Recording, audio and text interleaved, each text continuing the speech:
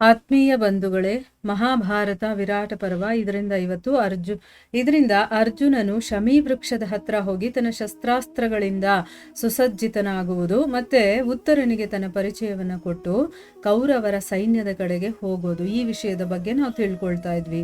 ಹೋದ ಭಾಗದಲ್ಲಿ ಅರ್ಜುನ ಶಮೀ ವೃಕ್ಷದ ಹತ್ರ ಬಂದು ಉತ್ತರನಿಗೆ ಆ ಮರದ ಮೇಲೆ ಇರುವಂತಹ ಧನಸ್ಸನ್ನ ಇಳಿಸು ಅಂತ ಹೇಳ್ತಾನೆ. ಮತ್ತೆ ಇಳಿಸಿದ ಮೇಲೆ ಅವನು ಇದೆಲ್ಲ ಯಾರ್ದು ಅವನು ನೋಡ್ತಾನೆ, ಅದರಲ್ಲಿ 5 ಧನಸ್ಸುಗಳಿರತ್ತೆ. ಸೊ ಇದೆಲ್ಲ ಯಾರ್ದು ಅಂತ ಅಂದ್ಬಿಟ್ಟು ಅವನು ಪ್ರಶ್ನೆ ಮಾಡ್ತಾನೆ.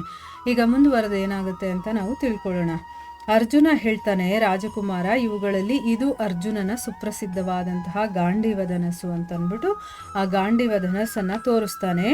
ಇದು ಯುದ್ಧ ಭೂಮಿಯಿಂದ ಶತ್ರುಗಳ ಸೇನೆಯನ್ನ ಕ್ಷಣದಲ್ಲಿ ನಷ್ಟವಾಗಿಸ್ಬಿಡುತ್ತೆ. ಅಂದ್ರೆ ಅಷ್ಟೊಂದು ಕೆಪಾಸಿಟಿ ಇರುವಂಥದ್ದು. 3 ಲೋಕಗಳಲ್ಲೂ ಕೂಡ ಇದು ಸುಪ್ರಸಿದ್ಧವಾಗಿದೆ. ಮತ್ತೆ ಇದು ಎಲ್ಲಾ ಶಸ್ತ್ರಗಳಿಗಿಂತ ಬಹಳ ದೊಡ್ಡದು.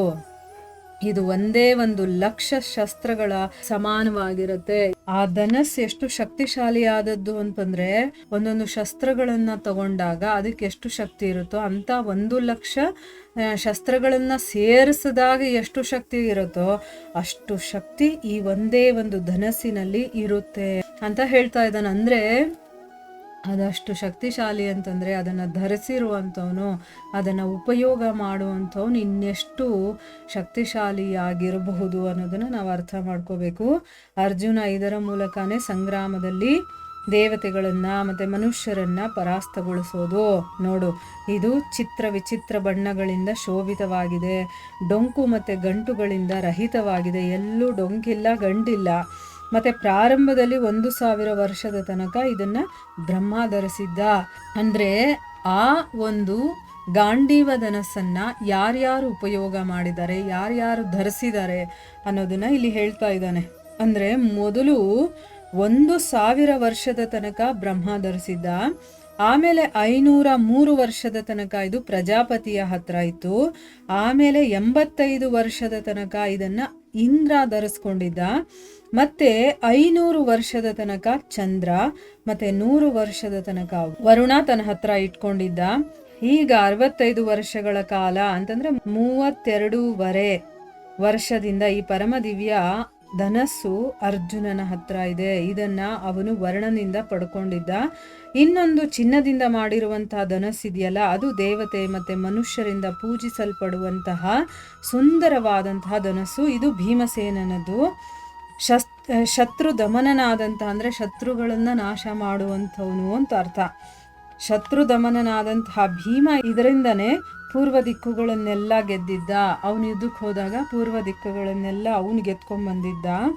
ಮತ್ತೆ 3ನೇಯದಾದಂತಹ ಈ ಇಂದ್ರಗೋಪದ ಚಿಹ್ನೆ ಇರುವಂತ ಮನೋಹರವಾದಂತಹ ಧನಸ್ಸು ಮಹಾರಾಜ ಯುಧಿಷ್ಠಿರ ಇದಾನಲ್ಲ ಅವನ ಧನಸ್ಸಿದು.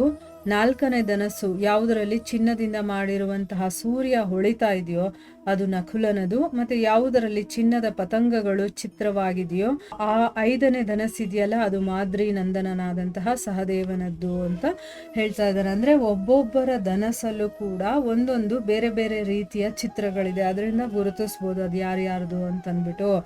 ಅದಕ್ಕೆ ಉತ್ತರ ಹೇಳ್ತಾನೆ, ಯಾವ ಪರಾಕ್ರಮಿ ಮಹಾತ್ಮರ ಈ ಸುಂದರವಾದ ಆಯುಧಗಳು ಈ ರೀತಿ ಹೊಳಿತಾ ಇದೆಯೋ ಆ ಪೃಥಾಪುತ್ರನಾದಂತಹ ಅರ್ಜುನ, ಯುಧಿಷ್ಠಿರ, ನಕುಲ, ಸಹದೇವ ಮತ್ತೆ ಭೀಮಸೇನ ಎಲ್ಲಿದ್ದಾರೆ ಅಂದ್ರೆ ಅವರ ಶಸ್ತ್ರಗಳೇನೋ ಇಲ್ಲಿದೆಯಲ್ಲ, ಅವರೆಲ್ಲ ಎಲ್ಲಿದ್ದಾರೆ?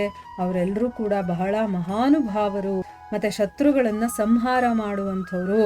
ಜೂಜಲ್ಲಿ ತಮ್ಮ ರಾಜ್ಯವನ್ನ ಕಳ್ಕೊಂಡಾಗಿನಿಂದ ಅವರ ಬಗ್ಗೆ ಏನು ಸುಳುವೇ ಸಿಕ್ಕಿಲ್ಲ. ಮತ್ತೆ ಸ್ತ್ರೀಯರಲ್ಲಿ ರತ್ನ ಸ್ವರೂಪಳಾದಂತಹ ಪಾಂಚಾಲ ಕುಮಾರಿ ಯಾರು?